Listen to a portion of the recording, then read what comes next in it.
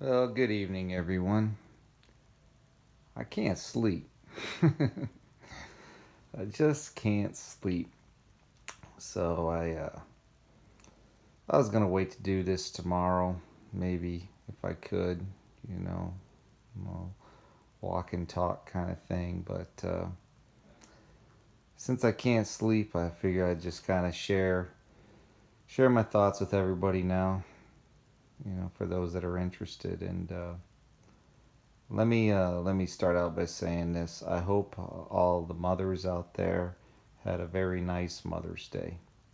I just want to thank all of you mothers for your sacrifice for my mom, my wife, my aunts, I should say. You know, uh, just any ladies that I know that are mothers.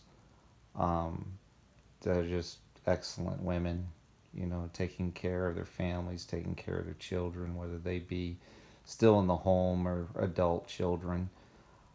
Just want to, utmost respect for all the ladies out there that are mothers. And I hope you were honored, and I hope you enjoyed your day. I hope your family did some nice things for you, and husbands and sons and daughters and whatnot. So yeah, I just hope you all had a really nice Mother's Day, and if you didn't, I'm very sorry for that because you deserve it. All you ladies out there that are doing the best you can, especially you single moms. That's got to be like one of the toughest jobs in the world. I knew a few single moms, in the workforce over the years and stuff, and man, that's got to be a really hard job. So thank you to all your moms out there, and hope you had a good day. Um, Next on the agenda, next on the list. Um, as we start this week upcoming, a few things you might want to pay attention to, watch out for, what have you. Of course, well, technically, it's the ninth now. um, Probably going to be hearing something from the bear today, from the Bear Nation. um, I don't know exactly what. Could be a speech, from what I understand. Might be something a little more significant than that, even. Um, but I would be paying attention to the bear and what they're up to. You know, as they celebrate their basically their victory day. It's a big deal. It's a big deal. It's almost like I guess a Fourth of July celebration for them. I mean, it's a really big deal. They even you know go to where Vladimir Lenin is buried and so forth, and have ceremonies and I guess you could just say remembrances. Uh, you know, pretty pretty big day for them. So yeah, you might want to pay attention to that. Of course, there is the election in the Philippines, which could be very, very significant, more significant than people realize, from what I understand, from the information that I'm getting. Very significant. And like I said, I don't remember when it was, a while back, I talked about how, the Philippines is about to be a very blessed nation.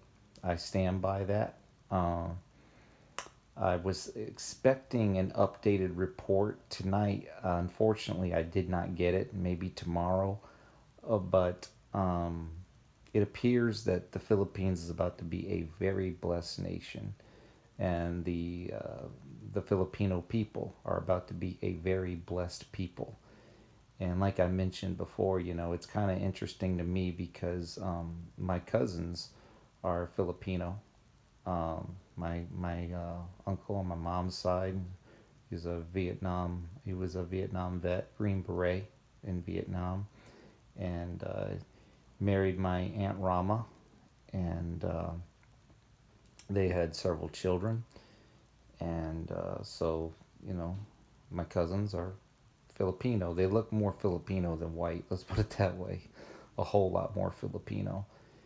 So it's pretty interesting, you know. When I was much younger, I got to hang out with my cousins, and unfortunately, a few years ago, my eldest cousin Mike died at the age that I am now, and I went to his funeral and saw my cousins again, and it was like time hadn't even passed.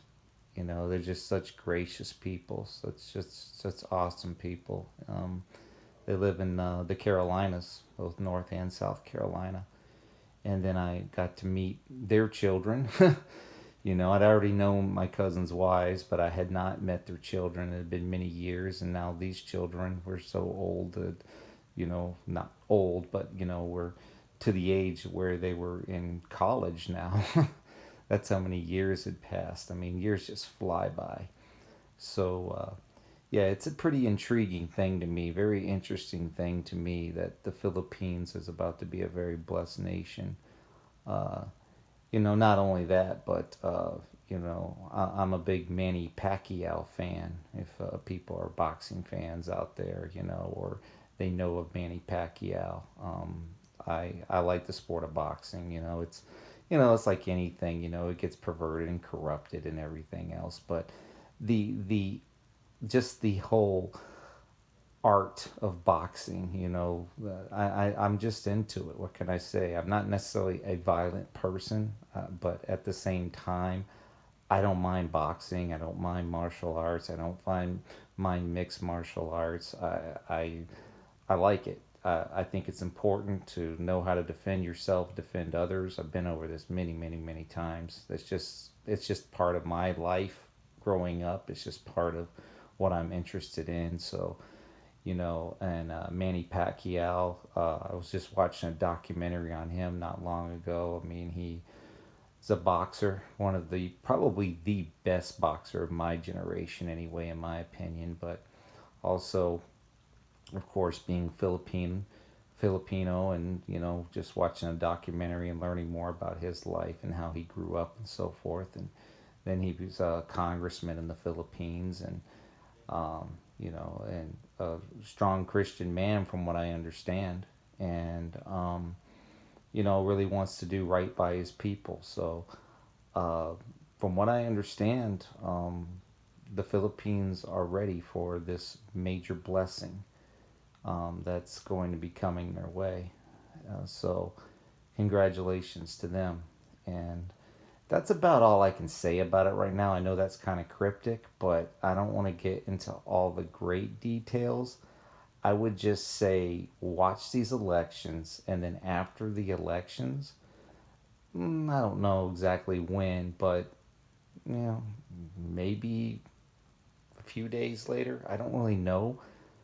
You're going to see some very interesting things happen that are going to kind of, uh, well, let's put it this way. As Sam Cooke sang, change is going to come. The change is going to come. And, you know, and for some people, there's a lot of change that's going to come. For some people, that change is going to be a good thing. And for other people, it's not going to be a good thing at all. Specifically, most folks in the United States, the change that's coming is not going to be a good thing, as I'm sure we're very well aware now. Um,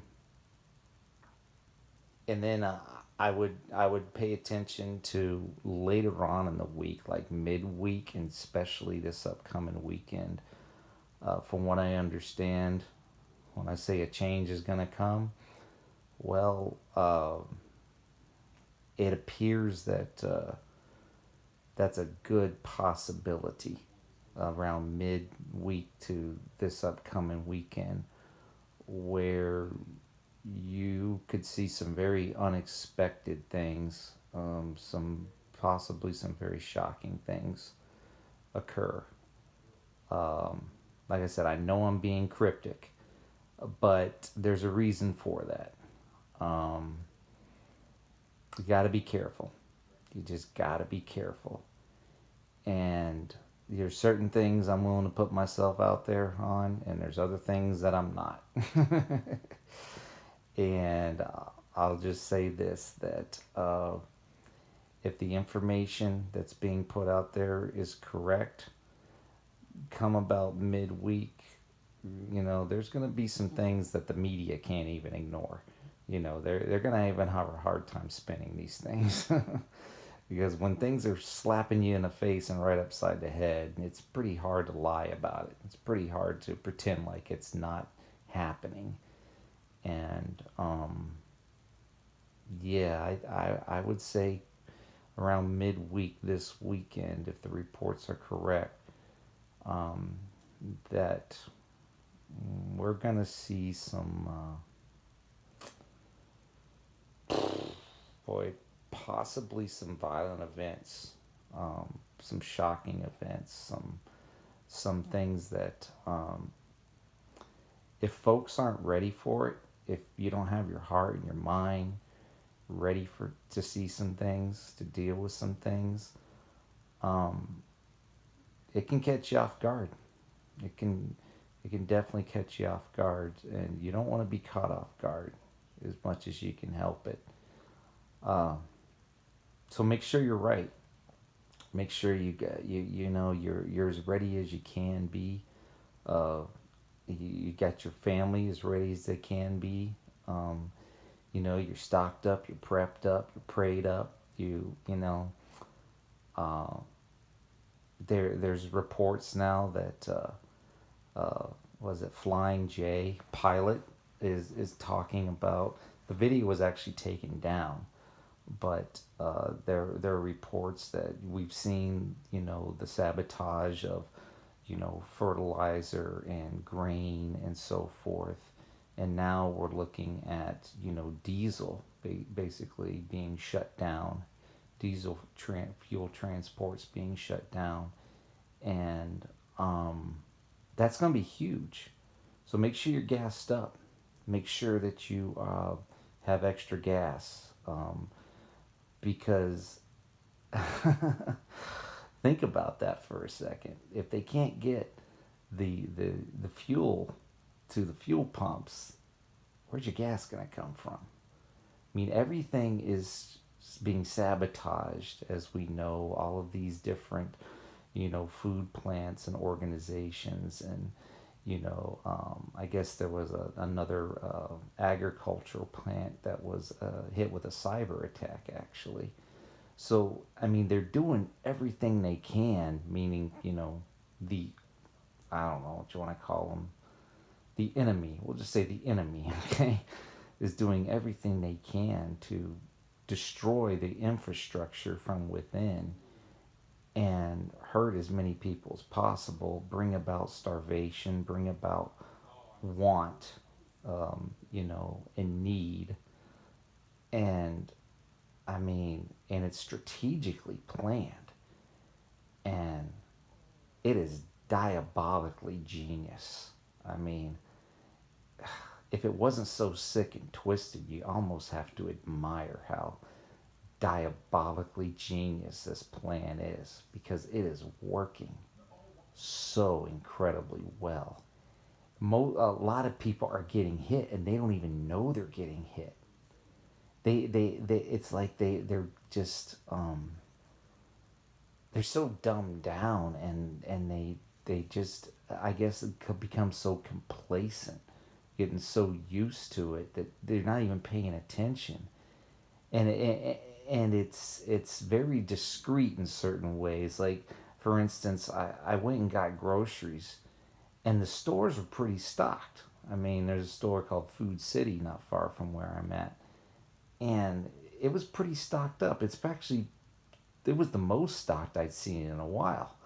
So at first I'm like, oh, this is cool. How, man, this is really stocked up. How is this possible? Well, but then the prices were outrageous. So I'm like, okay, so it's stocked up, but you're gonna spend a lot of money on grocery shopping. And I spent like $162. And when I'm unloading the car, bringing stuff in the house, it it seemed like I didn't buy anything. I'm just like, where did the? And I'm looking at the receipt, and I'm like, yeah, Okay, I bought this, I bought that, but oh my gosh, how did I spend $162 on this?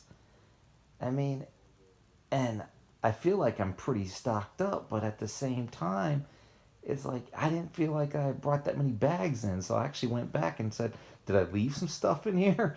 And I was like, "No, no, it's all cleared out. It's just your money just doesn't go far anymore." Of course, especially at the gas pump, as you know. I mean, I never let the car, I would say never, but rarely do I ever let the vehicle go under half a tank, because it's just too blasted expensive to fill up. And it's unwise to let your vehicle go below half a tank because you just never know.